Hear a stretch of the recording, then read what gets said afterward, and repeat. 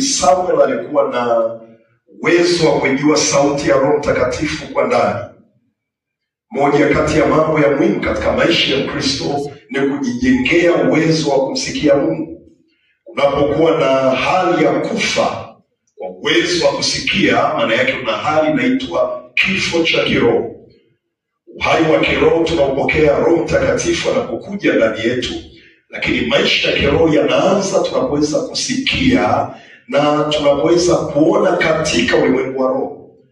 Na kwa hiyo Samuel asingekuwa na uwezo wa kusikia na kuona katika ulimwengu wa roho, angelipatia taifa la Israeli kiongozi ambaye Mungu alikuwa amemkusudia. Na kwa hiyo Biblia inasema mimi nimemuona mtu mwingine. Na kwa hiyo Mungu anasema mimi si kama mwanadamu. Anajitambulisha anasema Bwana haangalii kama binadamu. Kwa maana wanadamu itazama sura ya nje. Na kwa hiyo tunapojadili kuhusu mwonekano wa Kristo, ni rahisi sana kwa somo la namna hii mtu kufikiri tunajadili kwanza kuhusu mavazi. Mtu kufikiri tunajadili kuhusu muundo wa nywele, aidha ni unyoaji au sukari kwa wanawake. Lakini ukweli wa wazi ni kwamba tunajadili kuhusu mwonekano wa Kristo kama Mungu anavyoona. Bwana asifiwe sana. Kwenye kijiji kimoja mchungaji alihamia. Wachungaji waliotangulia walikuwa hawana maisha ya ndani kama ya kwake. Walikuwa na mwonekano wa nje kama mwonekano wa kiroho. Wachawi wa eneo lile walishinda, kila vita walioipigana walishinda. Na baada ya muda akaja mchungaji ambaye anapenda kuvaa cheni. Akaja mchungaji ambaye katika lugha ya leo tungesema ana usharobalo. Ni mtu ambaye ni kijana wa kisasa. Lakini vijana wenzetu walienda kuhubiri Injili. Walipofika mahali pa Injili, bibi mmoja akawatembelea siku fulani. Anasema ukimuona ni kama mwanamke ambaye ana ustahivu na ni mtulivu na ni mtu wa kawaida, lakini kumbe ni mshirikina na alikuwa na ajenda ya giza. Alipofika akawaambia, vijana mmekuja, miaka yote tumeshinda katika eneo hili, lakini huyu mchungaji aliyepo sasa ni muombaji. Hakujadili kuhusu mavazi, mwonekano na namna ambavyo wewe ungependa kumtafsiri ukimuona. Biblia inasema, Biblia inasema ni mchungaji muombaji. Kwa hiyo ana mwonekano, ana umbo tofauti la ndani linalomfanya kuwa ushindi katika vita zote za kiroho. Biblia inasema Samuel akawa na uwezo wa kusikia Mungu anachokitaka kwa wakati. Mungu akasema Bwana hutazama moyo. Kwa hiyo kuna kitu Mungu anakiona ambacho wanadamu wana sifa na Mungu hajatupa heshima ya kukiona. Na kwa hiyo mtu wa kwanza anayeangalia maisha ya mtu si mwanadamu. Mtu wa kwanza anayeangalia maisha ya mtu ni Mungu anayemwamini. Kwa hiyo mwanadamu aliyejizoesha kuwapendeza watu wanaoonekana ni mwanadamu ambaye maisha yake ni maigizo. Maisha halisi tunayaishi rohoni, mahali ambapo Mungu tu ana nafasi ya kujua uhalisia na uthabiti wa mtu. Kwa hiyo ni rahisi kwa watu kutudanganya kwa sketi, kutudanganya kwa mitindo ya mionekano yao, na wakatuambia maisha yao ni ya kiroho. Lakini Mungu ambaye ni mwangalizi wa kwanza, anayejua mtazamo wa Kristo na mwonekano wake, anamuona ni mwanadamu tu aliyetegemea akili yake kuishi. Unamuona amekuja kanisani lakini moyo wake ni mgumu kufunguka. Mungu ana uwepesi wa kubadilisha maisha yake. Mungu anahangaika kumtengeneza, kwa sababu kwa ndani ni mtu ambaye ni mgumu, kwa nje ni Kristo ajaye kanisani. Somo la mwonekano wa Kristo linaanza na fikra kwamba Mungu hutazama mioyo. Bwana asifiwe sana. Naomba tuchukue vitabu vingine ambavyo tumetumia kwenye segment ya Jumapili. Mathayo sura 23 mstari wa 25 mpaka wa 28. Mathayo sura 23 mstari wa 25 mpaka 28. Biblia inasema mstari huu, ole wenu waandishi na Mafarisayo, wanafiki, kwa kuwa mnasafisha nje ya kikombe na chano, na ndani yake limejaa unyang'anyi na kutokuwa na kiasi. Mnasafisha nje ya kikombe, lakini ndani mmejaa unyang'anyi na kutokuwa na kiasi. Mstari wa 26, ewe Farisayo kipofu, safisha kwanza ndani ya kikombe, ili nje yake nayo ipate kuwa safi. Yesu anasema kwenye mistari hii, mimi nikiangalia ninaona mtu mnyang'anyi.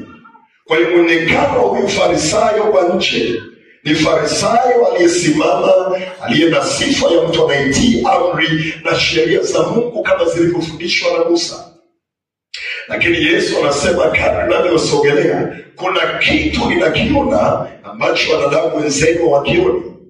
Mimi nimeona kitu kwenye maisha yenu. Nimeona kuwa ninyi ni wanyang'anyi, ni wezi. Mnachukua visivyo vya kwenu. Namba 2, ni watu msio na moyo wa kiasi. Anasema mnatambulika kama viongozi wa kiroho, mnatambulika kama viongozi wa dini yenye heshima zaidi duniani, lakini mwonekano wenu halisi ni mwonekano wa mtu mwizi. Namba 2, ni mwonekano wa mtu asiye na kiasi, asiye na nidhamu na hisia na misukumo ya ndani yake. Itakushangaza namna Mafarisayo wanavyoonekana, namna Kristo anavyowaona. Swali la muhimu kujiuliza, ni kweli watu wanavyokuona ndivyo Mungu anavyokuona?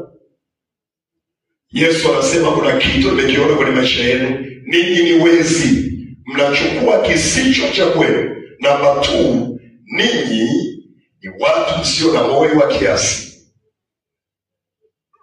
Mstari wa 27, tuendelee kusoma. Ole wenu waandishi na Mafarisayo, wanafiki, kwa kuwa mmefanana na makaburi yaliyopakwa chokaa, nayo kwa nje yaonekana kuwa mazuri, bali ndani yamejaa mifupa ya wafu na uchafu wote. Anafafanua maana ya alichosema mstari wa 28. Vivyo hivyo ninyi nanyi kwa nje mwaonekana na watu kuwa wenye haki, bali ndani mmejaa unafiki na maasi. Sifa ya kwanza ya mchungaji, sifa ya kwanza ya Kristo mtumishi ndani ya kanisa, sifa ya kwanza ya kiongozi wa sifa na kuabudu, sifa ya kwanza ya shemasi, sifa ya kwanza ya viongozi wa media na kamera kanisa, sifa ya kwanza ya viongozi wa system ya umeme na sound system, ni mtu anaitwa kuwa mwenye haki. Yesu anasema kuna tathmini nimeiona, vivyo hivyo ninyi nanyi kwa nje waonekana kuwa watu wenye haki. Neno haki sio neno la kidini, ni neno la kisheria. Linamaanisha kwa sababu unatii sheria, unastahili kupokea ahadi ya sheria husika.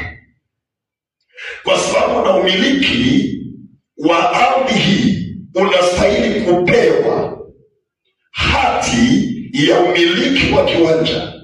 Umekinunua, aliyekuzia amethibitisha. Kwa sababu umetii vigezo vya kisheria, unastahili kupokea ahadi ya sheria husika. Neno mwenye haki ni muhimu mno, linatangulia kabla ya kila kitu. Mchungaji akipoteza maisha ya utii wa sheria alichoahidiwa na Mungu kinakuwa upepo. Mkristo wa kawaida akipoteza utii, maisha yake yote yameharibika kwanzia hapo. Hawezi kushinda vifungo vya kichawi. Maisha yake ya dhambi ndiyo msingi wa kila vita anayoshindwa. Hawezi kushinda hata vifungo vya kifamilia. Hawezi kushinda mambo ya kawaida kwenye maisha yake, kwa sababu maisha yake yana sifa inaitwa mwenye haki. Yesu anakuja na kuangalia Mafarisayo, anasema mnajua nini? Watu wakiwaangalia mnaonekana ni watu msio na maisha ya dhambi, ni watu mliowatii wa kila namna. Lakini mimi nimefanya tathmini, nimegundua kwamba ninyi ni wanafiki. Mnaishi kujionesha, lakini uhalisia wanachoonesha hamna. Mnaishi kujionesha kwa kiroho, lakini uhalisia wanachoonesha hamna. Na hiyo ndio inaitwa maisha ya udini. Watu wanaojua namna ya kuimba nyimbo, lakini watu wasio na nyimbo hizo ndani yao. Watu wanaojua kuabudu, lakini wasio na tendo la kujitoa sadaka. Wanaabudu vizuri, wanatoa sadaka vizuri, lakini maisha ya sadaka hawana. Tunasema worship without sacrifice is a waste of spiritual time. Mkristo aliye na maisha ya kwenda kanisani, lakini ambaye hajajikana nafsi yake, ndio anaitwa Mkristo mnafiki. Maisha yake kwa nje yana umbo la mtu aliyekubaliwa na Mungu, lakini kimsingi hata yeye anafahamu. Maana Biblia imesema kwamba nasi tumewekewa uwezo wa kupima. Anasema mioyo yenu isipohukumu, Biblia inasema mnayo haki mbele za Mungu. Kipimo cha kwanza cha maisha safi ya mtu ni kipimo cha nafsi yake. Mwanadamu asiyejihukumu ni kama mwanadamu aliyetengeneza njia ya maisha yake kupokea uzima.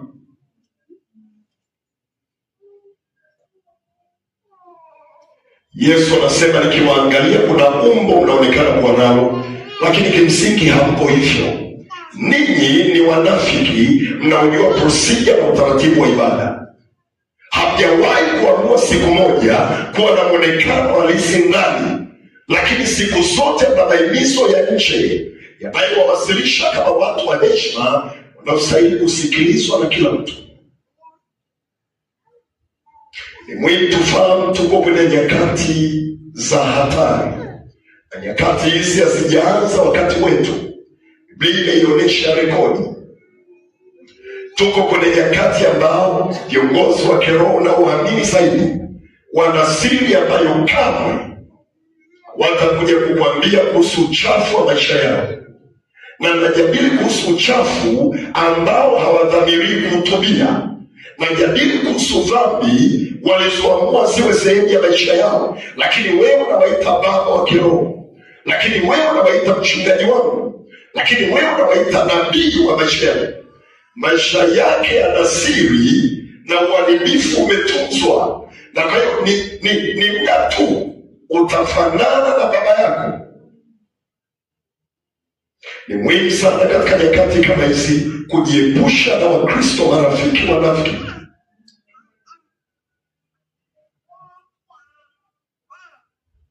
Kama mtu anaigiza maisha yake ya kiroho, huyu ni mtu hatari kuliko watu wengine.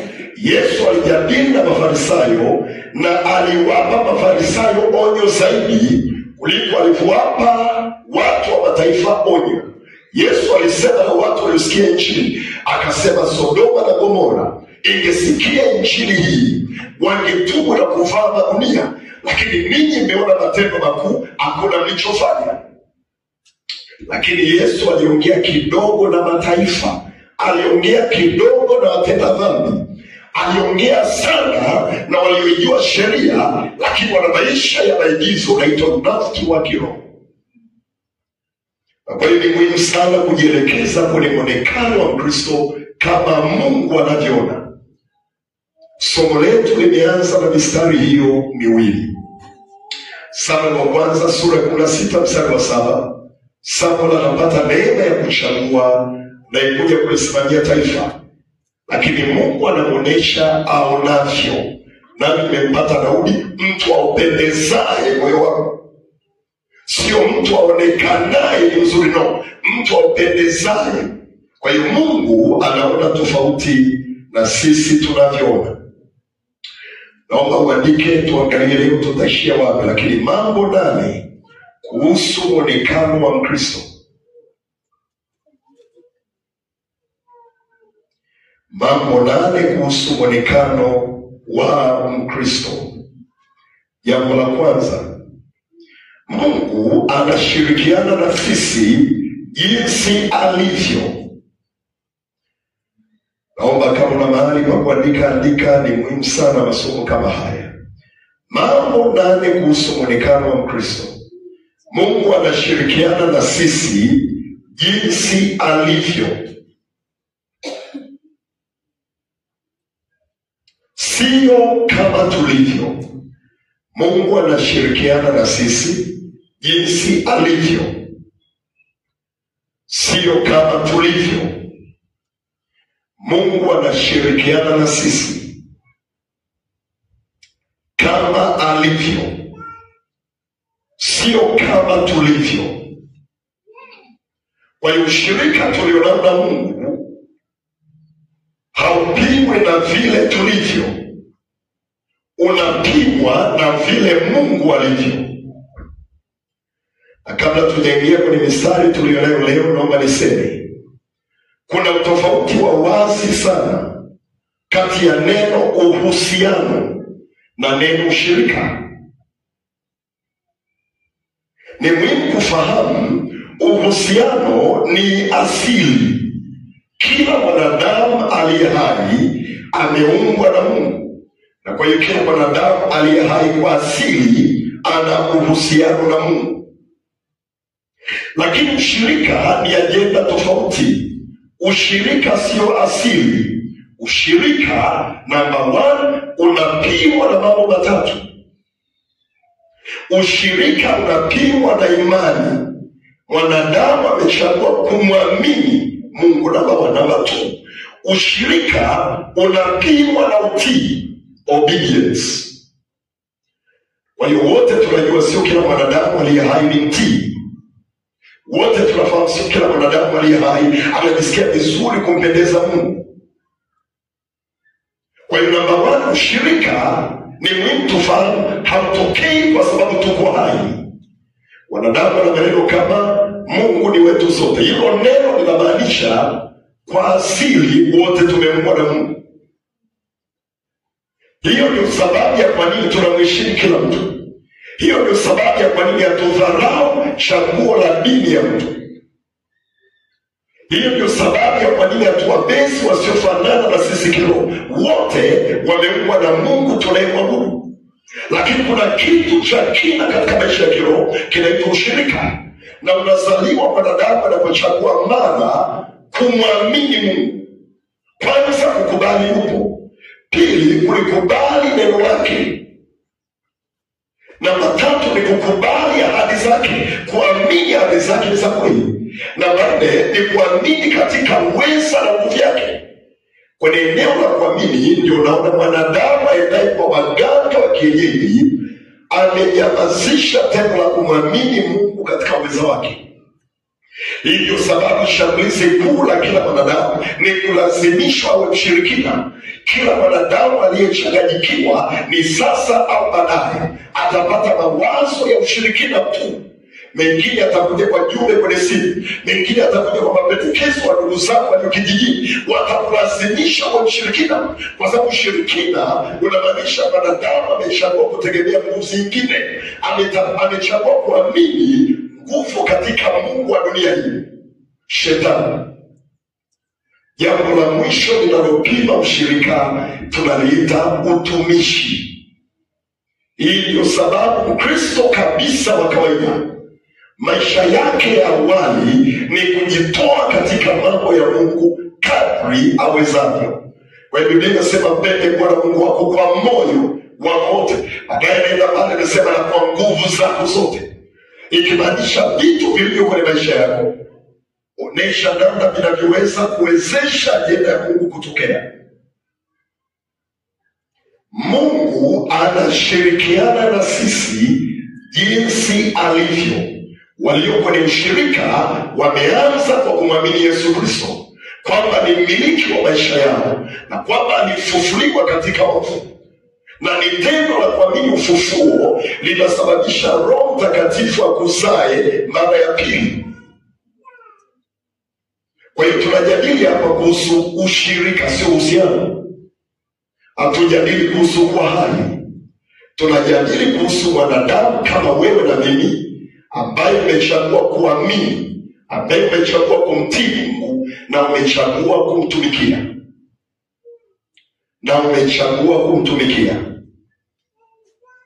Biblia inasema Mungu anaongea na taifa la Israeli. Kabla tujaanza mistari,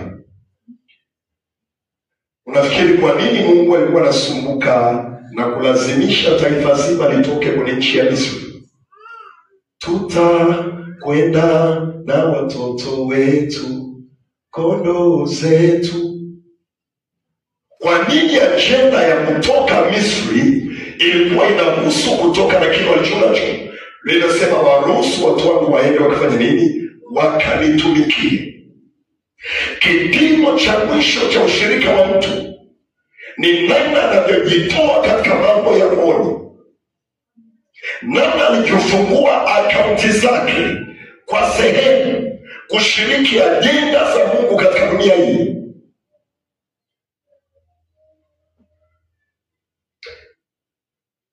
Mission zinatangazwa na kanisa. Kwa mfano, tunahitaji huduma ya usafiri kuwaleta watu katika nyumba ya Bwana. Aliye na moyo wa utumishi kwenye kipimo cha ushirika anajiuliza, ni nini nitakachofanya ili rekodi ya maisha yangu ya kiroho iseme nilishiriki kumzalia Bwana matunda ya watu 50. Kama kwa $100,000 kwa siku moja Jumapili, mtu ana uwezo wa kuzaa 56 watu 56, ukawaleta na kuwarudisha hapa katika Nairobi, rekodi yako itakuwa ya namna gani?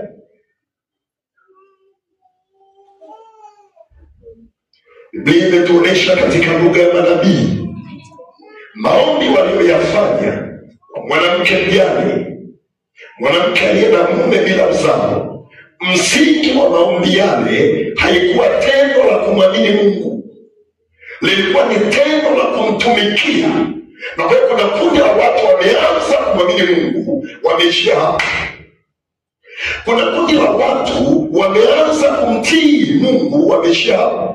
Lakini kuna watu wamekusanya imani yao, utii wao, na wamejielekeza kwenye utumishi wao kwa huyo Mungu alichagua kumwamini, na maisha yao hayazuiliki katika jina la Yesu. Ni muhimu kujua Biblia imesema nini ambacho kikifuata Biblia itakufanikisha. Usipojua siri ya Biblia, usipojua kanuni za kiroho, maisha yako yanakuwa ya kidini. Manake ni mwanadamu anayejua mambo ya rohoni, lakini hakuna ulichonacho kama ushahidi wa unachojua. Kimekusaidia nini? Unachojua kimekupeleka wapi? Unachojua kimezaa nini kinachothibitisha imani yako ni ya kweli? Na namna pekee ya kuwa na ushahidi wa Mungu, namba 1 ni kumwamini, namba 2 ni kumtii, na namba 3 ni kutumia kila fursa za utumishi zilizopo kadri unavyoweza kuyawezesha mambo ya roho yatokee. Kuyawezesha mambo ya rohoni yatokee. Kuyawezesha mambo ya rohoni yatokee. Na matatu hayo ndio yanajenga fundisho linaitwa ushirika wa Mungu na wanadamu. Sasa kuliweka katika fundisho la mwonekano wa Mkristo, naomba twende kwenye kitabu cha Mwanzo sura ya 2 mstari wa 7. Pointi nasema Mungu anashirikiana na sisi jinsi alivyo, kama alivyo, na sio kama tulivyo sisi. Biblia inasema kwenye kitabu hiki, Mungu akasema na tumfanye mtu kwa mfano wetu, kwa sura yetu. Biblia isemi Mungu anasema tufanye kwa sura zetu, anasema tumfanye na awe anaakisi sisi tulivyo. Kwa hiyo Mungu alimtaka mwanadamu anayemwakisi, mwanadamu anayefanana na Mungu. Namba 2, Mwanzo sura ya 2 mstari wa 7, Biblia inasema Bwana Mungu akamfanya mtu kwa mavumbi ya ardhi, akampulizia puani pumzi ya uhai, mtu akawa nafsi hai. Uhai tulionao ni wekezo la pumzi iliyotoka wapi? Kwa Mungu tunayemwamini. Mungu anataka kuwa na ushirika na sisi kama jinsi alivyo, na kwa hiyo kila tulicho nacho ni zao la vile alivyokusudia tuwe. Alikusudia nini? Alikusudia kuwa na wanadamu walio hai, lakini ambao wanamwakisi, lakini ambao wanafanana naye, na kwa hiyo akawekeza ndani yao kila kitakachowasaidia kufanana naye. Nimefundisha na nitarudia tena, Neno pumzi katika mstari huu, sura ya 2 mstari wa 7, ni neno la Kiebrania neuma, P-N-E-U-M-A. Neno neuma linamaanisha vitu vitatu kwa pamoja. Number 1, Biblia inasema akampulizia pumzi. Maana ya kwanza ya hiyo ni upepo.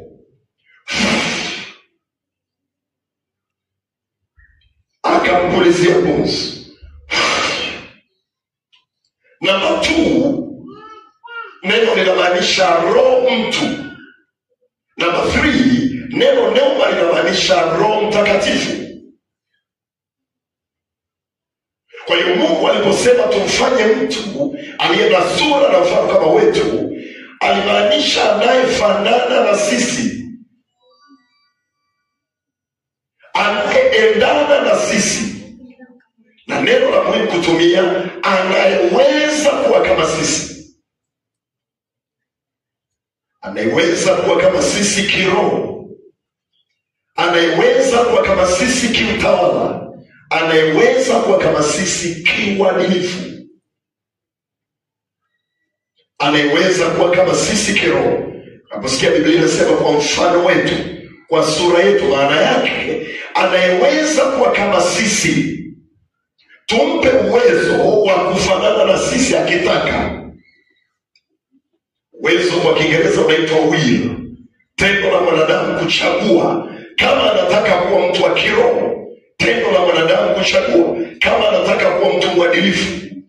Tumfanye mtu kwa sura yetu, tumpe uwezo ambaye akichagua kutumia afanane na sisi kiroho, kiuadilifu na kiutawala.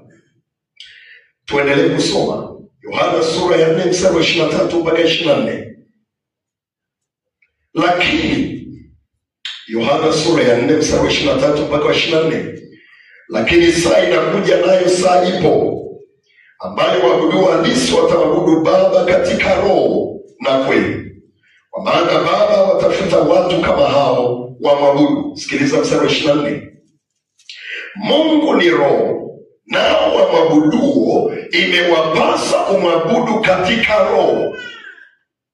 Imewapaswa kumwabudu katika roho.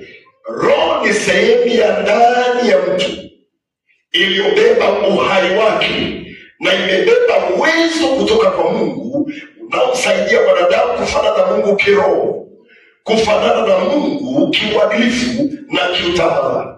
Jambo la mwisho, roho imebeba imani ya mtu, kile kinachomuunganisha na ulimwengu wa roho. Nitarudia tena. Biblia inasema kuna mahali Mungu anataka uabudu utokee. Mungu hataki uabudu utokee kwenye mdomo. Maana tendo la kuabudu El Shaddai si kuimba. Tendo la kuimba ni elezo la uabudu wa ndani. Neno uabudu ni neno thamani au thaminisha. Ni worthness of the thing. Ni thamani ya kitu in imani. Na kwa sababu ya unachokithamini, uimbaji unakielezea. Kwa hiyo uimbaji ni expression. Yesu anasema saa ipo, nayo yaja ambao waabudu halisi imewapaswa kumwabudu wapi? In the spirit. Kuna mahali panaitwa roho, na neno roho nimekwambia limebeba mambo matatu ya lazima. Namba 1, limebeba uhai, na kwa hiyo ibada inatoka kwenye uhai wa mtu. Namba 2, roho imebeba uwezo, potential, uwezo wa kufanana na Mungu kiuadilifu, uwezo wa kufanana na Mungu kiroho. Namba 3, uwezo wa kufanana na Mungu kiutawala. Anasema ni mahali hapo, mahali ambapo uhai unatokea, ndio nataka uabudu ufanyike. Kwa maneno mengine, nataka uniabudu mimi, nijue ibada iko ndani naishi. Anasema hivi, mimi naweza kuiona ibada. Ibada haiko kwenye maneno unayosema, mimi najua ilipo. Anasema ni kwenye roho. Ni kwenye roho. Ni kwenye roho. Anasema ibada inafanyika mahali. Jambo la mwisho, roho imebeba nini? Imebeba imani.